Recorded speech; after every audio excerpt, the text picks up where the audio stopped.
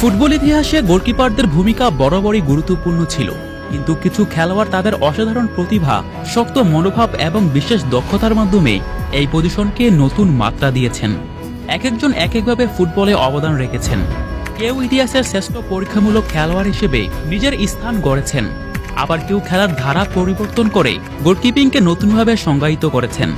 আজকের ভিডিওতে এমন 5 জন অসাধারণ গোলকিপারের গল্প তুলে ধরা হয়েছে, যাদের নাম শুনলেই ফুটবল প্রেমীরা সজাগ হয়ে ওঠে।